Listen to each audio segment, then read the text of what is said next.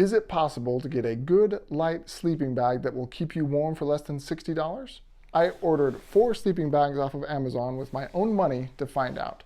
I'll show you around each of the bags, tell you what I like and don't like about each of them, and show you which one I'll be using on my future adventures. Let's get into it. If you've watched any of my other videos, you know that I can be a little bit cheap.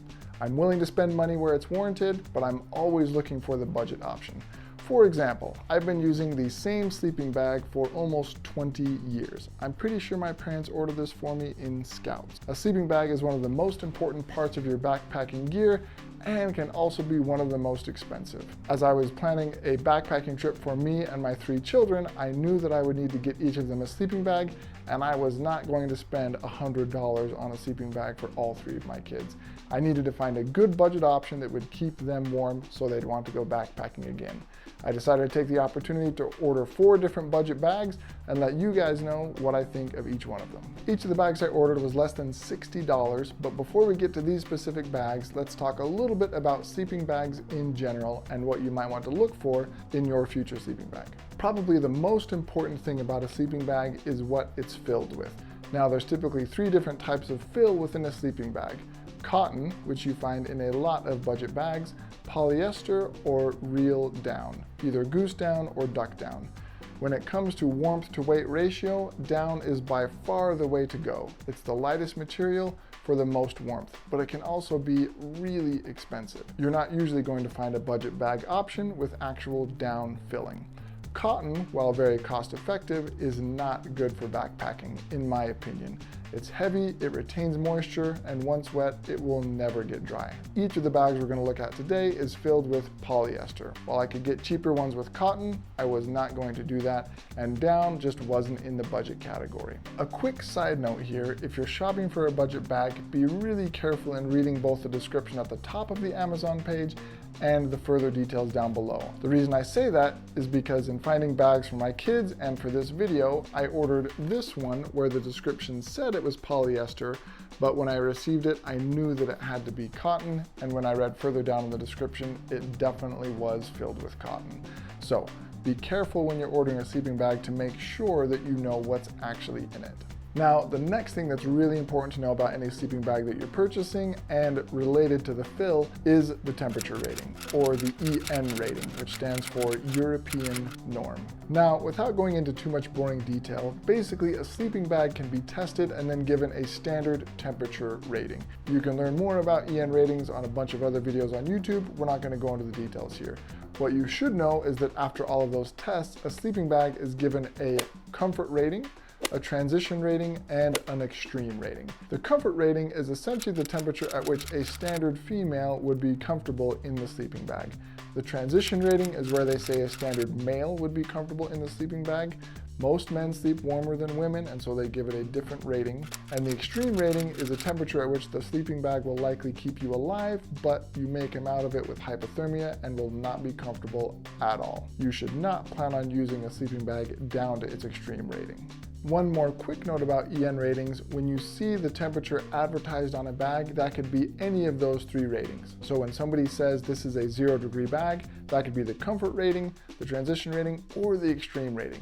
My experience is a lot of manufacturers will advertise the extreme rating. So don't buy a bag just based on its name. Actually look at what the EN ratings are. For this test, I knew I wanted a sleeping bag that would keep me warm down to at least 45 degrees. That's typically how cold it will get in the Uinta Mountains here in Utah during the summer. So I knew that I needed a bag that would go down to at least that temperature. I'll show you the individual temperature ratings when we talk about each of the bags. Let's talk about these budget bags. The first bag that we'll talk about is from a company called Ubon. If you watched the gear loadout video for my recent backpacking trip with my kids, you'll know that this is the sleeping bag that I used on that trip. Before I get into what I liked and didn't like about this bag, let me give you just some quick stats. I picked this bag up on Amazon for about $55. The weight is 2.5 pounds. The EN rating on this is 50 degrees for the comfort rating. It does not give a transition rating, and then the extreme rating is 32 degrees. It's filled with polyester, as are all of the other bags. So what do I like about this bag? First of all, on my backpacking trip, I did sleep in this down to about 42 degrees in nothing but my underwear and a t-shirt. Sorry, I know that's embarrassing, but I was really trying to test out the bag. And it kept me plenty warm down to that temperature. In fact, I had the bag most of the way unzipped for most of the night until about 5 o'clock in the morning when it was getting a little bit chilly and I zipped it all the way up. So it seems like this bag will take me down to at least 42 degrees and probably even a little bit colder since it was unzipped most of the night. The bag does include draft collars. I feel like those do make a difference in preventing cold air from getting into your sleeping bag. Another thing I really like is that it's really easy to get a snug fit around your neck and face when you're in this mummy bag. It has one bungee here to cinch around what goes around the outside of your face, just like that, and also has a separate bungee inside the bag within the draft collar. So if it's getting cool and you're trying to get a nice tight fit of this mummy bag around your face, you can really cinch it down not only from the outside, but also from the inside on the draft collars. And the last thing I'll mention that I liked about this bag is that it does have loops at the bottom that you can use for hanging your bag for storage. I store mine in larger bags, but if you like to hang your sleeping bags, it's nice that these loops are there. Now to the things that I don't like about this Ubon sleeping bag. First up, the foot box isn't as roomy as some of the other bags. I'll get a picture so you can really see a comparison of this and some of the others, but it's just not as roomy down there. A lot of bags now have a little more structured design on the foot box so that your feet have a little bit more room at the bottom of your bag. This one unfortunately doesn't. The next thing I found annoying is the zipper. As I said, I slept most of the night with this unzipped, adjusting the zipper sometimes to be more or less closed, and then zipped it all the way up at about 5 in the morning. And while the zipper works pretty well, what I don't like about it is that there's only one zipper pull for both the outside of the bag, and then this actually flips to the inside of the bag as well. And in the middle of the night, when it's dark and you're just trying to find the zipper, I would just fumble with the zipper, it would flip from the inside to the outside, and it was just kind of annoying. Not a big deal, but it was really annoying when I was trying to get good sleep and just adjust the zipper on my bag. And the next thing I'll mention is that while it does have draft collars, these really feel like they don't have very much fill in them at all. There is some in there, but it's a little bit uneven, which goes to another one of my main gripes about this sleeping bag. After just one backpacking trip and a few other uses, I can already feel that some of the fill is uneven in some of these cells within the sleeping bag. It's hard to see on camera, but I can feel right here there's absolutely zero fill right there, but there's a bunch just a little bit further over in that same cell. And if that's already happening after just a couple of uses, I can imagine what it will look like after a summer of backpacking. Since the fill is the main thing that holds the heat into the sleeping bag, you really need that to be even throughout the bag. You don't want fill bunching up after just a few uses. Not good. Another thing that I didn't like about this bag is that it doesn't include an internal pocket on the inside. Some sleeping bag manufacturers now are getting smart and including a little pocket on the inside of the sleeping bag here where you can put your phone or something else. And the last thing I'll mention is that this bag kind of has a plasticky feel. It's nice that it's a synthetic material so that it dries fast, but it's just not very comfortable against the skin. This type of material just kind of makes me feel a little bit sweaty and clammy within the bag. That's it for the Ubon bag. Next up is a sleeping bag from a company called Winter Outfitters. Some quick stats about the bag. This bag cost me about $35 off of Amazon, weighs 2.8 pounds, and actually doesn't have any official EN ratings that I could find. It does give itself an advertised rating of 35 to 40 degrees, but no official EN ratings, which always gives me a little bit of pause. The fill is polyester, just like each of the others, and this bag also has draft collars like the last one that we looked at. Let's talk about the things that I like about this sleeping bag. While I haven't been able to test this sleeping bag in temperatures colder than the Ubon, I can tell just by the fill within this bag and that it has a little bit of a higher loft from that fill that this will likely take me to colder temperatures than the Ubon bag will. There's just a little bit more fill in here and it seems to be distributed more evenly throughout the cells, so I think I can use this bag in colder temperatures than the Ubon bag. That's a great thing for this bag, especially since it's $20 cheaper. Another thing I really like is that the foot box on this bag is actually quite roomy. It's hard to see here, but the foot box just sits a little bit taller, so my feet feel a lot less claustrophobic in this bag when compared to the previous bag. This bag also has two separate bungees, one that goes around the top of your head and then one that goes under your chin. So you can tighten on top of your head just right here, and then underneath your chin right here. Again, that makes it really nice to get a nice tight fit on the mummy bag around your face if it's really cold. And I will say that these bungees are a lot easier to use than those on the Ubon bag as well. And the last thing I'll mention I like about this bag is the price. At $35, that is a pretty good price for a sleeping bag that will keep you warm down past 40 degrees. Now to the things that I don't like about the winter outfitters. First of all, in using these zippers, I found that they tend to snag really easily. That's not an uncommon problem with sleeping bags, but it definitely exists in this one. Another note about the zipper is that it doesn't go nearly as far down on the sleeping bag as some of the others. I'll show you here.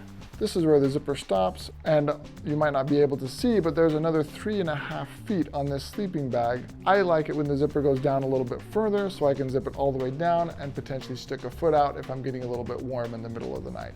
I wish this zipper went down a little bit further on this winter outfitters bag. Similar to the last one, this sleeping bag also doesn't have an internal pocket. The other ones I looked at did, so you'll see what I'm talking about in a minute.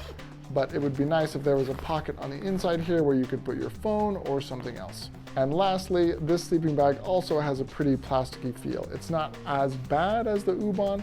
It's a little bit silkier, but it still has that plasticky feel that again just makes me feel a little bit sweaty and clammy when I'm inside the sleeping bag. I don't really like that. So that's it for the winter outfitters bag.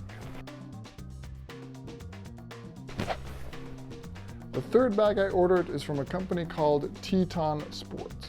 This is their Trailhead sleeping bag. I was able to get it off of Amazon for about $56. The EN ratings for this sleeping bag are a comfort rating of 50 degrees, a transition rating of 35 degrees, and an extreme rating of 20 degrees. Again, just like all the others, it's filled with polyester, and this one actually does not have any draft collars. Let's talk about what I like about this bag. The first thing I'll mention is when you get into this bag, it doesn't have that same plasticky feeling as the previous two bags and a lot of other cheap sleeping bags.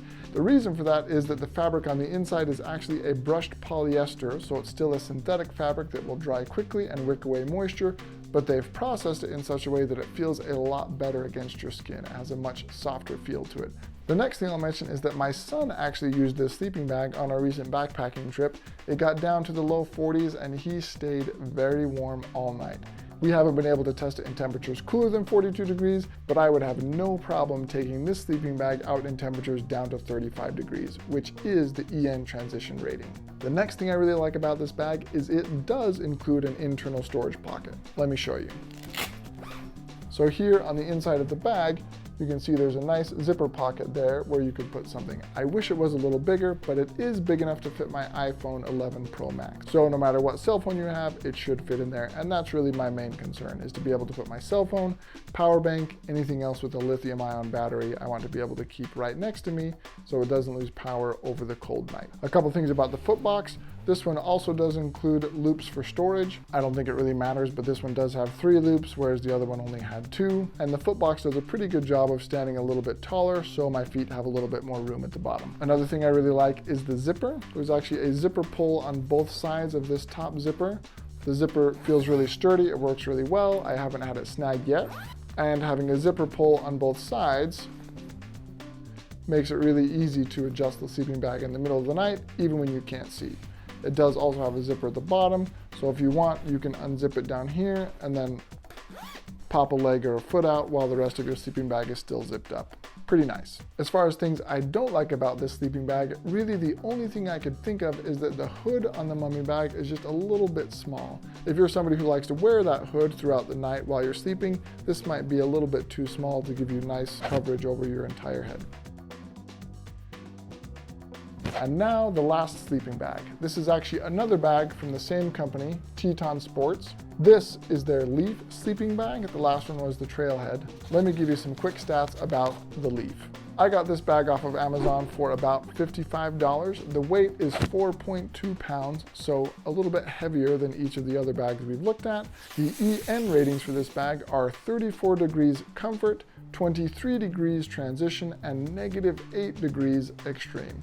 Again, you shouldn't plan on using this bag down to those temperatures. It would hopefully keep you alive, but you will definitely be shivering and not comfortable at all. As with all the others, this has polyester fill, and like the other Teton sports bag, does not have a draft collar. Now for things I really like about this bag. Similar to the other Teton sports bag, it doesn't have a plasticky feel on the inside. In fact, this brushed polyester that they've included feels even a little bit nicer than the Trailhead version. It might just be because there's a little bit more fill in the sleeping bag, but it just feels really soft. I really like laying in this sleeping bag. It feels really nice. On our last backpacking trip, my daughter actually used this bag, and it kept her plenty warm down to 42 degrees. Based on the rating, it will go much colder than that, and I am looking forward to testing this out in colder weather, but as of now, I haven't been able to test it below 42 degrees. Based on the transition rating, I should be able to use this sleeping bag down to 23 degrees, no problem. That's awesome for a budget bag. This bag also includes an internal storage pocket, just right here on the inside of the zipper. You can see there's a nice pocket there where you can put your cell phone or something else. It's the same size as the pocket on the last one, big enough for my iPhone 11 Pro Max and probably any cell phone that you might be using. It has a similar zipper system to the last Teton sports bag, 2 zipper pulls on this main zipper at the top, but also an additional zipper pull here at the bottom, so you can easily open it up at the bottom and stick a leg out if you'd like to. The zipper also works really well. It feels sturdy, it always zips and unzips without snagging so far. The footbox is also incredibly roomy on this sleeping bag, which I really like. Again, with that nice brushed polyester at the bottom, it just feels great on my feet. And this bag also includes loops at the bottom if that's how you prefer to store your sleeping bags. This sleeping bag also just feels a little bit more durable. This outside coating is actually a 40D ripstop nylon, while the other 3 are in the range of 20D. As far as things I don't like about this sleeping bag, really the only thing I could think of is that this probably wouldn't be a great summer bag. If you're sleeping in temperatures 50 and above, this is going to be way too warm. I think it's a great spring, fall, and potentially even winter sleeping bag, but for summer camping, depending on where you are, this might just be a little bit too warm. And a quick note about the price, while I did get it on Amazon for $56, it seems like sometimes the price goes up to about $80 and then comes back down to $56. So if you're looking at purchasing this bag, keep an eye on the price and wait for it to go down to $56. All right, that's it for the Teton Sports Leef. Now, before we wrap this up, I want to show you what each of the sleeping bags look like inside the stuff sack that they came with. When I pack for backpacking, I typically don't use the stuff sack, I just put it in the bottom of my backpack. But if you use a stuff sack, this can be important. So here's the first one we looked at, the Ubon. You can see it comes with a nice compression sack, so you can stuff it in there easily, and then tighten these down to get it even tighter. I will say it's pretty easy to get this sleeping bag into this bag, and these straps are nice so that you can tighten it down. The next one we looked at is the Winter Outfitters. It also comes with a similar compression sack. It's roughly the same size as the Ubon. It's a little bit taller and not as wide. The thing that I thought was nice about this bag is that it actually comes not only with a stuff sack, but also just a regular stuff sack. So if you're really into saving ounces, this will save you a little bit of weight over using this larger bag. But this small stuff sack, it was really hard to put the sleeping bag in here. You can see it's nice and small, very packable, but it was a lot of work to get it in here. The next one is the Teton Trailhead. Here it is in the bag. It's not a compression sack, which would have been nice, so you could compress this down even a little bit more, but it's a pretty small stuff sack and it goes in fairly easily. And lastly, the Teton Sports Leef. This one's obviously the biggest of all 4 of them, given that it will take you to lower temperatures and the additional weight. It's just expected that it will be larger. But it does come with a nice compression sack so that once you've put the sleeping bag in there, which was pretty easy by the way, you can make it even smaller just by tightening these straps. That's a funny noise. So that's what the 4 sleeping bags look like inside of their respective bags. Hopefully you found this helpful. If you did, I would really appreciate a like below. If you have additional questions about any of these sleeping bags, drop them in the comments. As far as which bag I'll be using on my adventures, I'll tell you if it's a summer backpacking trip, my preferred bag would be the Teton Sports Trailhead. It has that nice brushed polyester on the inside that just feels really good against my skin. It should take me down to 35 degrees since that's the transition rating. It's nice and light and still in that budget range of less than $60. A really good summer or late spring, early fall sleeping bag. But if I'm backpacking in colder conditions, I can tell you I will definitely be going for the Teton Sports Leef. Now, before anybody gets any ideas, this video was absolutely not sponsored by Teton Sports. I bought all 4 of these sleeping bags with my own money, but these ones just have something extra with that nice brushed polyester lining. The fill is nice and even throughout each of the cells within the sleeping bag, and they just work really well. These 2 Teton Sports bags will be the go-tos on my future backpacking trips. If you have a different budget bag that you really like, let me know in the comments what that is, or if you end up picking up one of these 4 bags, let me know which one you picked up and why. The same bag doesn't work for everybody, so I'd love to know what works best for you. Remember, life is better with some dirt in it.